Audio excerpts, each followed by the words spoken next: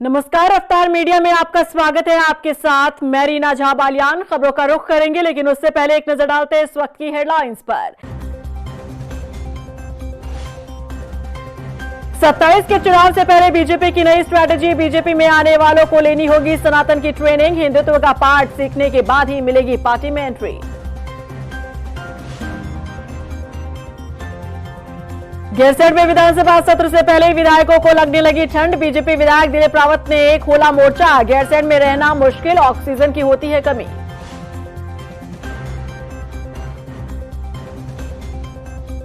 और चारधाम यात्रा की तैयारियों में जुटा शासन प्रशासन। संबंधित जिलों को जारी किया बजट। श्रद्धालुओं की जेब पर पड़ेगा असर, महंगी होगी टैक्सी और बस। और आम जनता के लिए खुलेंगे लोक भवन के द्वार। देहरादून स्थित लोक भवन में 27 फरवरी से 1 मार्च तक होगा वसंत उत्सव का आयोजन। फूलों की अलग अलग प्रजातियां कर सकेंगे दीदार। लंबे समय बाद मोहन भागवत देहरादून आ रहे हैं। अब संघ सर संचालक मोहन भागवत के देहरादून दौरे को लेकर कई तरह के कयास लगाए जा रहे हैं। मोहन भागवत का दौरा एक सामान्य दौरा नहीं माना जा रहा है। सियासी गलियारों में चर्चाएं हैं कि उनके दौरे से उत्तराखंड की राजनीति में बड़ा बदलाव हो सकता है। आखिर कैसे, समझिए इस रिपोर्ट से। मोहन भागवत का देहरादून दौरा 2027 चुनाव से पहले कई मायनों में खास दौरा। मोहन भागवत के दौरे से आखिर क्या होगा बदलाव? संघ सर संचालक मोहन भागवत 22 और 23 फरवरी को देहरादून आ रहे हैं। 2 दिन देहरादून में प्रवास करेंगे मोहन भागवत। अब खबर सिर्फ इतनी भर नहीं है, बल्कि माना जा रहा है कि उत्तराखंड की राजनीति में संघ की एंट्री से बहुत कुछ बदलने वाला है। लंबे समय बाद मोहन भागवत का देहरादून दौरा कई मायनों में खास माना जा रहा है। सूत्रों के मुताबिक मोहन भागवत बीजेपी के आलाकमान और पदाधिकारियों से भी बातचीत कर सकते हैं। प्रदेश की धामित सरकार कैसा काम कर रही है, इसका रिपोर्ट कार्ड भी ले सकते हैं, क्योंकि संघ के काम करने का तरीका इस बात की तस्दीक करता है कि दून दौरे के दौरान धामित सरकार का रिपोर्ट कार्ड संघ देख सकता है, जिसके बाद आगे की रणनीति तय की जाएगी। ये बात भी किसी से छिपी नहीं कि बीजेपी की राजनीति संघ से होकर ही गुजरती है। वो बात अलग है कि संघ खुद को सांस्कृतिक संगठन के तौर पर दिखाता रहा है, लेकिन इस बात से भी इनकार नहीं किया जा सकता कि यदि संघ के बिना बीजेपी चलने लगे तो पार्टी के लिए नैया पार लगाना मुश्किल हो सकता है। ऐसे में बीजेपी संघ से खुद को कभी जुदा करने का सोच भी नहीं सकती। अब सियासी जानकार ये भी मान रहे हैं कि प्रदेश के भीतर बीते दिनों में जो घटनाएं हुई, सरकार और संगठन के बीच तालमेल में कमी हो या फिर अपनों के खिलाफ ही मोर्चा खोले कुछ गुट, उसे भी शांत करने की कोशिश संघ कर सकता है। त्रिवेंद्र सिंह रावत हो या फिर अरविंद पांडे, ये ऐसे नेता हैं जो अपनों के खिलाफ आवाज उठाते रहे हैं और ये नेता संघ के करीबी भी माने जाते हैं। ऐसे में इन नेताओं की नाराजगी को दूर करने के लिए भी कदम उठाया जा सकता है। माना जा रहा है कि इन तमाम चीजों को देखने के बाद ही संघ आगे की रणनीति तैयार करेगा, क्योंकि मोहन भागवत का देहरादून आना ये बताता है कि 27 से पहले उत्तराखंड का माहौल क्या कहता है। इसे समझने के लिए मोहन भागवत आ रहे हैं, क्योंकि कई ऐसे मुद्दे हैं जो बीजेपी के लिए बैकफायर कर सकते हैं। अब समय रहते कैसे अंडर कंट्रोल करना है, इसे भी देखा परखा जाएगा और 27 की रणनीति के लिए कदम बढ़ाया जाएगा। सवाल ये भी है कि आगे कुछ समय के लिए क्या उत्तराखंड की राजनीति संघ के इशारों पर चलने वाली है। रफ्तार मीडिया के लिए देहरादून से ब्यूरो रिपोर्ट। किसी भी दूसरे दल से नेताओं का बीजेपी में एंट्री लेना अब इतना आसान नहीं रह जाएगा, क्योंकि 2027 चुनाव के लिए बीजेपी ने नई स्ट्रैटेजी तैयार कर ली है। बीजेपी में शामिल होने से पहले नेताओं को सनातन की ट्रेनिंग दी जाएगी। ट्रेनिंग पूरी करने के बाद ही उन्हें बीजेपी में शामिल किया जाएगा। अब सवाल है कि किसी भी राजनीतिक दल के लिए इस तरह की बात करना आखिर कहां तक जायज है। देखिए रिपोर्ट। बीजेपी में एंट्री अब नहीं आसान। बीजेपी में आने वालों की होगी सनातन ट्रेनिंग। ट्रेनिंग पूरी करने के बाद ही मिलेगी पार्टी में एंट्री। 2027 के लिए बीजेपी की नई स्ट्रैटेजी। अक्सर ही चुनाव से पहले नेताओं का एक पार्टी से दूसरी पार्टी में जाने का सिलसिला शुरू हो जाता है। 2027 चुनाव से पहले भी कई नेता दल बदलते नजर आ सकते हैं, लेकिन ध्यान रहे कि इस बार बीजेपी में एंट्री लेना इतना आसान नहीं रह जाएगा, क्योंकि 2027 चुनाव के लिए पार्टी ने नई स्ट्रैटेजी तैयार कर ली है, जिसके तहत बीजेपी में शामिल होने से पहले उन्हें सनातन की ट्रेनिंग दी जाएगी और ट्रेनिंग पूरी करने के बाद ही उन्हें बीजेपी में शामिल किया जाएगा। जो नया व्यक्ति आता है या किसी भी परिवार में जब कोई बहू जाती है तो जाहिर सी बात है उसे अपने घर के परिवार के बारे में जानकारी होनी चाहिए, और वो जानती भी है। तो इसीलिए जब परिवार में कोई नया मेंबर आता है तो उसको परिवार की और या जो संगठन की अंदर की जो चीज़ें होती हैं, या हम क्या लेकर के समाज में जाने वाले हैं, क्या जनता में लेकर के जाने, उन सारी चीज़ों का जब हमें ज्ञान होगा तभी तो हम अपने चुनाव में उनका उपयोग कर सकते हैं, सदुपयोग कर सकते हैं। तो जाहिर सी बात है 2027 में जो लोग पार्टी को ज्वाइन कर रहे हैं वो जब वो अपनी जिम्मेदारियों के साथ में काम करेंगे और पार्टी की रीति और नीति के बारे में पता होगा, संगठन के बारे में पता होगा, योजनाओं के बारे में पता होगा, तभी वो जनता के बीच में जाएंगे और उसका हमें 2027 में लाभ होगा। बीजेपी की ये स्ट्रैटेजी बताती है कि पार्टी में शामिल होना किसी के लिए भी आसान नहीं होगा, चाहे वो कांग्रेस छोड़कर आए या फिर दूसरे दलों को। बीजेपी में शामिल होने वाले नेताओं को अब कड़ी परीक्षा से गुजरना होगा। दूसरी पार्टी से आने वाले नेताओं को बीजेपी पहले सनातन की ट्रेनिंग देगी, उन्हें राष्ट्रवाद, हिंदुत्व, कार्य संस्कृति की ट्रेनिंग दी जाएगी। उसके बाद पार्टी इन नेताओं का इस्तेमाल आगामी विधानसभा चुनाव में विपक्ष के खिलाफ एक मजबूत हथियार के रूप में करेगी। बता दें कि पिछले विधानसभा चुनाव और लोकसभा चुनाव के दौरान बड़ी संख्या में कांग्रेस और दूसरे दलों को छोड़कर नेता बीजेपी में शामिल हुए थे। बीजेपी का दावा था कि ऐसे नेता और कार्यकर्ताओं की संख्या 20,000 से अधिक थी। अब पार्टी ने इन्हें विपक्षी दलों के खिलाफ मजबूत हथियार के रूप में इस्तेमाल करने का फैसला किया है। इन नेताओं के जरिए कांग्रेस और दूसरे दलों के कार्यकर्ताओं को बीजेपी की ओर आकर्षित किया जाएगा, उन्हें पार्टी से जोड़ने का प्रयास किया जाएगा। इस नई रणनीति से बीजेपी को 2027 चुनाव में काफी फायदा मिल सकता है, क्योंकि बीजेपी ने 27 के चुनाव को ध्यान में रखते हुए हर नेता और कार्यकर्ता की भूमिका तय करने का फैसला किया है। ऐसे में इस तरह की सनातन ट्रेनिंग से साफ है कि बीजेपी 2027 का चुनाव हिंदुत्व पर फोकस करते हुए लड़ना चाहती है। पिछली बार की तरह ही इस चुनाव में भी मुस्लिम यूनिवर्सिटी, लव जिहाद, लैंड जिहाद जैसे एजेंडे हावी रह सकते हैं, क्योंकि 2022 विधानसभा चुनाव में बीजेपी ने मुस्लिम यूनिवर्सिटी का एजेंडा खूब बुनाया था, जिसका खामियाजा कांग्रेस को भुगतना पड़ा। और अब इस नई स्ट्रैटेजी के तहत बीजेपी 2027 चुनाव में जाने वाली है। लेकिन सवाल है कि एक राजनीतिक दल में इस तरह की बात करना या ट्रेनिंग देना कहां तक जायज है। रफ्तार मीडिया के लिए देहरादून से ब्यूरो रिपोर्ट। देहरादून स्थित लोक भवन में 27 फरवरी से 1 मार्च तक वसंत उत्सव का आयोजन होगा और इस साल वसंत उत्सव की थीम फ्लोरल हीलिंग है। राज्यपाल गुरमीत सिंह ने कहा कि वसंत उत्सव पुष्प पर्यटन के साथ ही स्थानीय पर्यटन को विकसित करता है। देहरादून की सांस्कृतिक, आर्थिक और पर्यावरणीय पहचान बन रहे वसंत उत्सव का हर साल लोग बेसब्री से इंतजार करते हैं। आम जनता के लिए ये प्रदर्शनी निःशुल्क रहेगी। वहीं वसंत उत्सव के दौरान फूलों की प्रदर्शनी, पेंटिंग प्रतियोगिता, सांस्कृतिक कार्यक्रम और स्थानीय उत्पादों के स्टॉल मुख्य आकर्षण का केंद्र होंगे। हल्द्वानी के गौलापार में प्रस्तावित डिग्री कॉलेज को लेकर छात्रों के प्रतिनिधिमंडल ने उच्च शिक्षा मंत्री धन सिंह रावत से मुलाकात की और जल्द से जल्द डिग्री कॉलेज खोलने की मांग की है। वहीं उच्च शिक्षा मंत्री धन सिंह रावत ने कहा कि प्रदेश के हर ब्लॉक में डिग्री कॉलेज खोले गए हैं और ताकि उच्च शिक्षा से छात्रों को जोड़ा जा सके, लेकिन अभी तक जमीन नहीं मिलने से गोलापार, हरिद्वार और टिहरी में डिग्री कॉलेज नहीं खुल पाया है। जल्द ही इसकी प्रक्रिया शुरू कर दी जाएगी। और अभी 3 डिग्री कॉलेजेस हैं, एक गौलापार का है, एक हरिद्वार का है और एक टिहरी का है, जिसमें कि ज़मीन न होने के कारण अभी डिग्री कॉलेजों को जो है हमने पैसा भी दे दिया, लेकिन ज़मीन न होने के कारण अभी वहाँ बिल्डिंग नहीं बन पा रही है।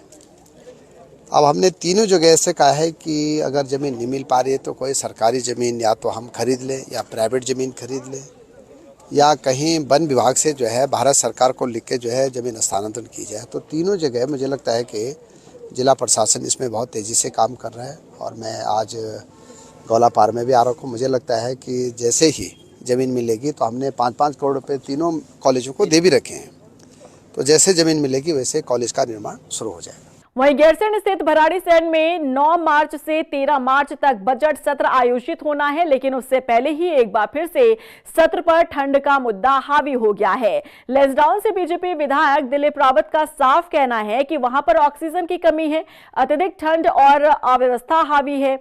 साथ ही गैरसैंण विधानसभा स्थल के चयन पर भी विधायक दिलीप रावत ने आपत्ति जताई है।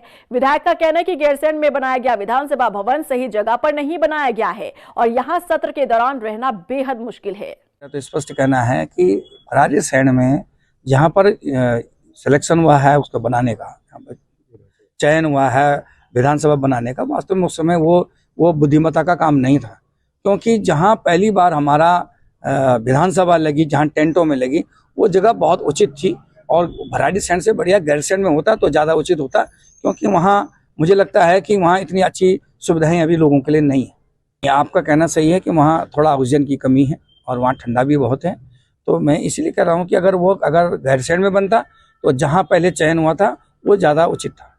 वहीं 16 फरवरी को कांग्रेस के लोक भवन कूच से पहले देहरादून नगर निगम द्वारा हटाए गए कांग्रेस के होर्डिंग और बैनर पोस्टर के विरोध में शुक्रवार को यूथ कांग्रेस का गुस्सा फूट पड़ा। नगर निगम की कार्रवाई से नाराज कार्यकर्ताओं ने निगम कार्यालय का घेराव कर जोरदार प्रदर्शन किया। यूथ कांग्रेस का आरोप है कि उनकी रैली के दिन ही सभी बैनर और पोस्टर हटाकर पक्षपातपूर्ण कार्रवाई की गई।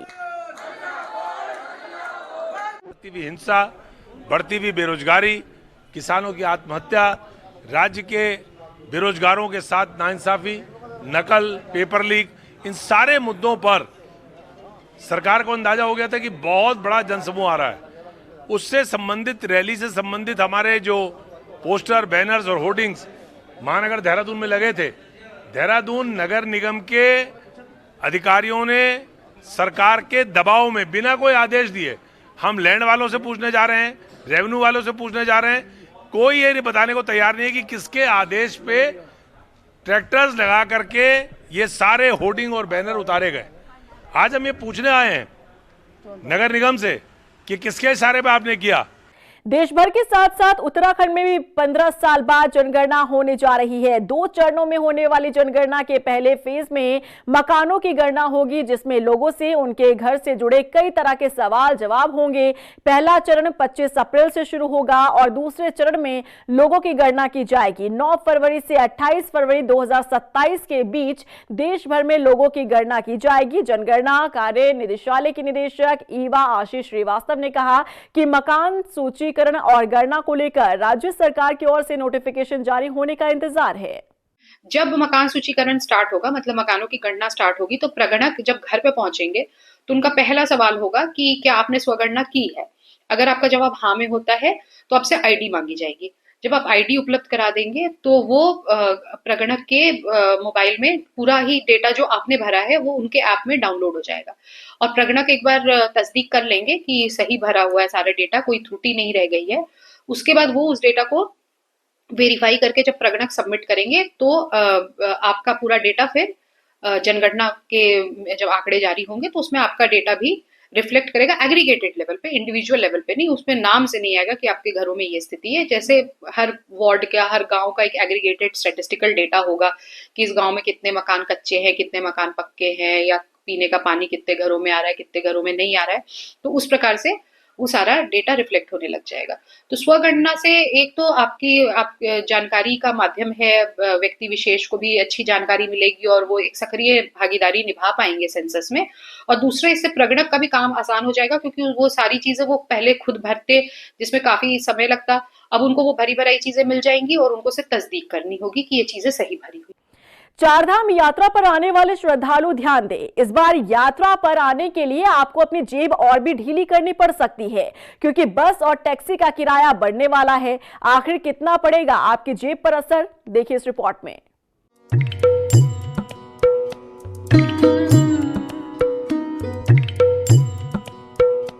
चारधाम यात्रा होगी महंगी, श्रद्धालुओं की जेब होगी ढीली, बस और टैक्सी के किराए में बढ़ोतरी।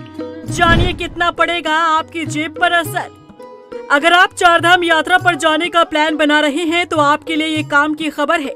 इस बार चारधाम यात्रा करने के लिए जेब पहले से ज्यादा आपको ढीली करनी पड़ेगी, क्योंकि बस और टैक्सी का किराया बढ़ने जा रहा है। बस कंपनियों और ट्रांसपोर्टर्स की मांग को लेकर राज्य सरकार और परिवहन विभाग सहमत नजर आ रहे हैं। पहले आपको बताते हैं कि मौजूदा समय में चारधाम यात्रा वाहनों का किराया क्या है। चारधाम हेमकुंड यात्रा की बसों की किराए की बात करें, सभी श्रेणी में आने वाले 20 सीटर 70 रुपए किराया, प्रतीक्षा शुल्क नहीं ली जाती। वहीं साधारण श्रेणी की बात करें तो 21 से 30 सीटर जिसमें किराया 63 रुपए और प्रतीक्षा शुल्क 3500 रुपए। डिलक्स की बात करें तो 21 से 30 सीटर 76 रुपए, प्रतीक्षा शुल्क 5000 रुपए। एसी 21 से 30 सीटर 89 रुपए, प्रतीक्षा शुल्क 5500 रुपए। साधारण 31 से 45 सीटर की बात करें तो 76 रुपए, प्रतीक्षा शुल्क 5000 रुपए। डिलक्स में 31 से 45 सीटर की बात करें तो 83 रुपए, 6000 रुपए प्रतीक्षा शुल्क। वहीं एसी 31 से 45 सीटर 95 रुपए, 7000 प्रतीक्षा शुल्क। बता दें कि किराया प्रति किलोमीटर के हिसाब से है, जबकि प्रतीक्षा शुल्क प्रतिदिन के हिसाब से है। परिवहन विभाग की ओर से साल 2022 में पहली बार चारधाम यात्रा के लिए वाहनों का किराया अलग से तय किया गया था। डीजल, बीमा राशि और दूसरे खर्चों में वृद्धि का हवाला देकर संयुक्त रोटेशन के अंतर्गत चारधाम यात्रा कराने वाली बस कंपनियां किराए में 10 से 20% तक वृद्धि की मांग कर रही है। इसी आधार पर परिवहन विभाग ने किराए को लेकर अपनी रिपोर्ट शासन को भेज दी है, जिसमें ट्रांसपोर्टर्स की ओर से की जा रही किराया वृद्धि की मांग पर विचार करने की संस्तुति की गई है। रिपोर्ट में टैक्सी की कीमत के हिसाब से उसकी श्रेणी तय की गई है। अभी जो हमारे एसटीए के जो किराए के रेट्स जो थे वो 2022 में बढ़े थे और अभी संभावना है कि जो अभी अपकमिंग हमारी मीटिंग है एसटीए की जो बैठक होने वाली है उसमें प्रस्ताव रखा जाएगा और आगे एसटीए में डिसाइड किया जाएगा कि कितना उसमें बढ़ोतरी कर। जो एसटीए द्वारा जो किराया जो निर्धारित किया जाता है उसकी सबकी कैटेगरीज अलग अलग डिफाइंड होती हैं कि ऑर्डिनरी बस का किराया अलग होता है, एसी बस का, लग्जरी का अलग होता है और टैक्सी मैक्सी में ही इस तरीके से उनकी कॉस्ट के हिसाब से जो किराया जो है वो निर्धारित किया जाता है। वहीं इस बार चारधाम यात्रा के दौरान दूसरे राज्यों से एनओसी लेकर यात्री वाहन देहरादून में पंजीकृत करने वाले गाड़ी के मालिकों को भी अब सत्यापन करना जरूरी होगा। कई बार ये देखा जाता है कि जब चारधाम यात्रा जब चालू होती है उसी समय कुछ बसेस, टेम्पो ट्रैवलर जो हैं हमारे कार्यालयों में रजिस्ट्रेशन के लिए अप्लाई करते हैं और यहाँ पर सिर्फ यात्रा के दौरान हमारा जो है अपना व्यवसाय करके उसके बाद वो फिर से एनओसी ले जाते हैं। ये ऐसा संज्ञान में आया। तो इसको ध्यान में रखते हुए इस बार हमने कुछ इंटरवेंशन इसमें ये किए हैं कि पहला तो ऐसे पुलिस वेरिफिकेशन किया जाएगा। उसमें ऐसे किसी भी व्यक्ति द्वारा अगर रजिस्ट्रेशन करवाने की प्रक्रिया हमारे कॉल ऑफिस में की जाती है तो उसमें पुलिस वेरिफिकेशन होगा। साथ में उसको अगर कंपनी है तो जीएसटी का अपना रजिस्ट्रेशन भी देना होगा और उसमें ये भी देखा जाएगा कि कितनी गाड़ियां लेके आ रहे हैं। तो इनकम टैक्स रिटर्न का भी हमने उसमें लिखा है, क्योंकि अभी एक केस हमारे सामने आया था जिसमें काफ़ी सारी गाड़ियां ली हैं और सेकेंड हैंड गाड़ियां भी अगर ली हैं तो उसके लिए हमने प्रोसेस थोड़ी सी स्ट्रिक्ट करी है, जिससे कोई भी न्यूसेंस करने वाला व्यक्ति जो है मतलब प्रदेश के किसी भी कार्यालय में रजिस्टर्ड ना हो। चारधाम यात्रा को लेकर परिवहन विभाग ने तैयारी शुरू कर दी है। वह इस बार वाहनों के किराए में वृद्धि की बात की जा रही है, लेकिन किराया कितना बढ़ाया जाता है ये निर्णय एसटीए की बैठक में होगा। रफ्तार मीडिया के लिए देहरादून से हिमांशु चौहान की रिपोर्ट। चारधाम यात्रा मार्ग पर इलेक्ट्रिक वाहनों को बढ़ावा देने के उद्देश्य से जीएमवीएन ने राष्ट्रीय राजमार्ग पर इलेक्ट्रिक व्हीकल चार्जिंग स्टेशन स्थापित कर दिए हैं। जीएमवीएन के एमडी प्रतीक जैन ने बताया कि रुद्रप्रयाग क्षेत्र के तिलवाड़ा, गुप्तकाशी और ऊखीमठ जैसे प्रमुख टूरिस्ट रेस्ट हाउस में पहले से ही ईवी चार्जिंग स्टेशन संचालित हैं और इलेक्ट्रिक वाहनों से आने वाले यात्री इनका नियमित उपयोग कर रहे हैं। बाकी जगहों पर भी इलेक्ट्रिक व्हीकल चार्जिंग स्टेशन स्थापित कर दिए गए हैं। जी बिल्कुल, अगर आप देखेंगे तो यात्रा रूट पे जो एकदम एनएच पे हमारे जितने भी जीएमवीएन की फैसिलिटीज़ हैं ऑलमोस्ट सभी ईवी चार्जिंग स्टेशन से अब सैचुरेट कर दी जा चुकी हैं। एक बार फिर से मैं इसका असेसमेंट कर लूँगा और जो प्रॉपर्टीज़ अभी नहीं सैचुरेट हुए हैं, जहाँ पे चार्जिंग स्टेशंस नहीं लगे हैं, हमारी कोशिश रहेगी कि वहाँ पे भी ईवी चार्जिंग स्टेशंस लगा दें।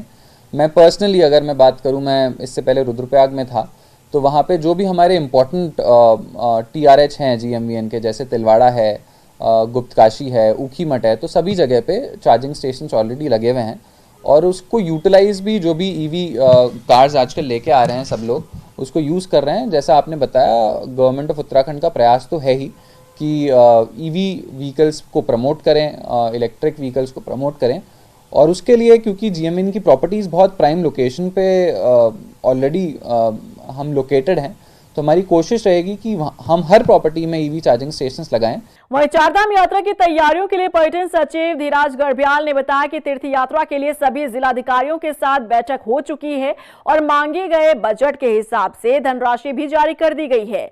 चमोली, रुद्रप्रयाग और उत्तरकाशी जिलों को 3-3 करोड़ रुपए दिए गए हैं। जहां मुख्य धाम स्थित है, वहीं हरिद्वार, देहरादून और टिहरी को 1-1 करोड़ रुपए जारी किए हैं ताकि अंतिम समय में फिजिकल रजिस्ट्रेशन करवाने वाले श्रद्धालुओं को बेहतर सुविधाएं मिल सके।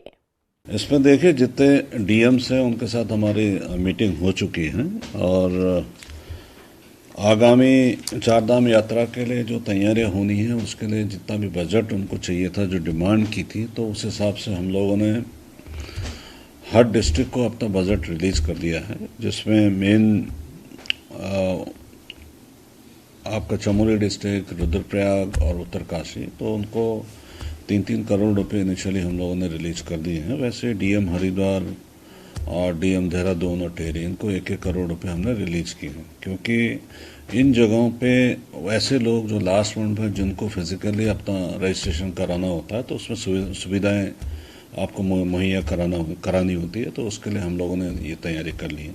अब जहाँ तक ये रजिस्ट्रेशन वाली बात है, अभी शासन स्तर पे मीटिंग प्रस्तावित है और जैसा निर्देश हम लोग को मिलेगा उस हिसाब से हम लोग आगे इसकी कार्रवाई करेंगे। उत्तराखंड पर्यटन को नई ऊंचाई देने वाला देहरादून मसूरी रोपवे प्रोजेक्ट पर तेजी से काम हो रहा है। पर्यटन सचिव धीराज सिंह गर्ब्याल ने बताया कि निर्धारित लक्ष्य के हिसाब से निर्माण कार्य किया जा रहा है और ये रोपवे प्रोजेक्ट भारत का सबसे लंबा पैसेंजर रोपवे बनकर उभरेगा। अभी तक 26 टावर के फाउंडेशन पूरे हो चुके हैं। अब पिलर्स का इरेक्शन और अन्य निर्माण कार्य जोरों शोरों से जारी है। दिसंबर 2026 तक निर्माण कार्य पूरा करने का लक्ष्य है।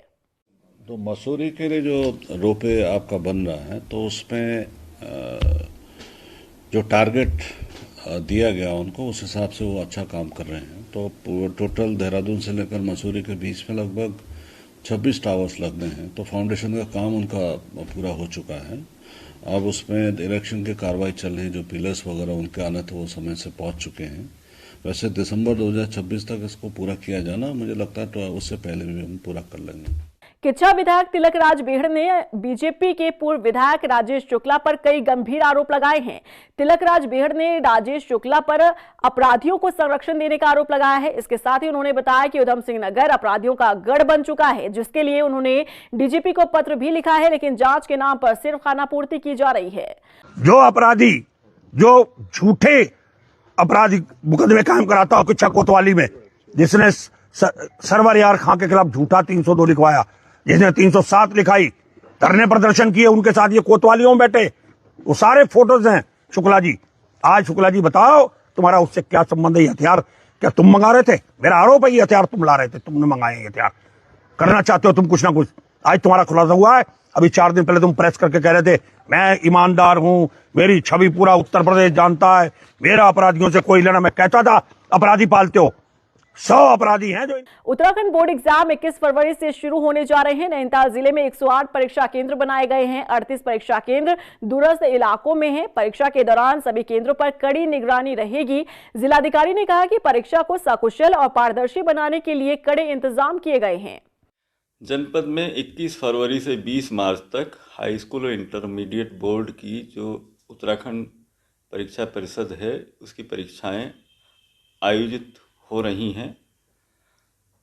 हाई स्कूल में 9,500 और इंटरमीडिएट में 8,700 परीक्षार्थी इन परीक्षाओं में बैठ रहे हैं। 108 परीक्षा केंद्र जनपद में हैं। 106 परीक्षा केंद्रों में हाई स्कूल और इंटरमीडिएट की दोनों परीक्षाएं साथ साथ होंगी, अलग अलग पालियों में। 38 परीक्षा केंद्र इसमें दूरस्थ क्षेत्रों के आधार पर या ब्लैक स्पॉट के आधार पर या घनी आबादी के मध्य अवस्थित होने के कारण संवेदनशील घोषित किए गए हैं। सुरक्षा व्यवस्था की हम लोगों ने डिमांड कर रखी है, अब शायद कल तक आ जाएंगे। कितने रूम यहाँ पर बनाए गए? ये 16 कमरे हैं, एक हॉल है। टोटल कितने परीक्षार्थी होंगे यहाँ पर? टोटल हाई स्कूल के हैं लगभग 239 और इंटर के 278 के लगभग होंगे। इंटर के 265, 265। वहीं उत्तराखंड की अदालतों को मिल रही धमकियों के बाद पुलिस प्रशासन ने मोर्चा संभाल लिया है। चमोली एसपी ने पुलिस बल के साथ न्यायालय परिसर का सुरक्षा ऑडिट किया। सुरक्षा के लिहाज से कोर्ट परिसर में चेकिंग अभियान चलाया गया। इसके साथ ही प्रवेश द्वार पर पहचान पत्र देखने के बाद ही एंट्री दी जा रही है। वहीं पुलिस बल को जरूरी दिशा निर्देश के साथ ही तैनात किया गया है। गदरपुर के शिवपुर गांव की रहने वाली करुणा स्वयं सहायता समूह से जुड़कर आत्मनिर्भर बनी है। समूह से जुड़ने के बाद करुणा ने न सिर्फ सामूहिक बचत और वित्तीय प्रबंधन की समझ विकसित की, बल्कि वो आगे बढ़ते हुए कई दूसरे संगठनों से भी जुड़ी हैं। इसी दौरान ग्रामोत्थान परियोजना की टीम ने उन्हें व्यक्तिगत उद्यम योजना की जानकारी दी, जिसने उनके आत्मनिर्भर बनने के सपने को नई दिशा दी है। करुणा आज न सिर्फ आत्मनिर्भर बनी है, बल्कि दूसरी महिलाओं को भी रोजगार के अवसर दे रही हैं। मैं पहले गृहिणी थी, उसके पश्चात में समूह से जुड़ी, जिसका नाम है लक्ष्य स्वयं सहायता समूह। उसके पश्चात में संगठन से जुड़ी। संगठन से जुड़ने के पश्चात मैंने अपना फास्ट फूड का काम शुरू किया, जिसमें उसके पश्चात में क्लस्टर से जुड़ी। क्लस्टर से जुड़ने के पश्चात ब्लॉक के अधिकारियों के द्वारा मुझे जानकारी दी गई रीफ परियोजना की। इस परियोजना के माध्यम से मुझे 30,000 की धनराशि दी गई और 50,000 का लोन करवाया गया और 20,000 रुपये की लागत मैंने अपनी तरफ से लगाई। और इसके पश्चात मैंने अपना काम को और बढ़ाया। रुड़की के लक्सर से लौट रहा एक परिवार भीषण सड़क हादसे का शिकार हो गया। अनियंत्रित स्कॉर्पियो सड़क किनारे गहरे गड्ढे में पलट गई, जिसमें एक युवक की दर्दनाक मौत हो गई, जबकि 5 लोग गंभीर रूप से घायल हैं। ये शैलब हमारा भतीजा है और ये हम शादी में आए थे रात, और ये वापसी घर जा रहा था। लंडोरा के पास इसका एक्सीडेंट हुआ और इसमें इसकी मृत्यु हो गई। कितने लोग थे गाड़ी में सवार? गाड़ी में 2 बच्चे थे और 4 बड़े थे, बाकी सब जो है एडमिट है। किस जगह एक्सीडेंट हुआ? ये लंडोरा के पास हुआ, स्पीड ब्रेकर पे हुआ है, स्पीड ब्रेकर के कारण। और इसी के साथ फिलहाल इस बुलेटिन में बस इतना ही, लेकिन चलते चलते एक नजर डालते इस वक्त की हेडलाइंस पर। 27 के चुनाव से पहले बीजेपी की नई स्ट्रैटेजी। बीजेपी में आने वालों को लेनी होगी सनातन की ट्रेनिंग। हिंदुत्व का पाठ सीखने के बाद ही मिलेगी पार्टी में एंट्री। गैरसैंण में विधानसभा सत्र से पहले विधायकों को लगने लगी ठंड। बीजेपी विधायक दिलीप रावत ने खोला मोर्चा। गैरसैंण में रहना मुश्किल, ऑक्सीजन की होती है कमी।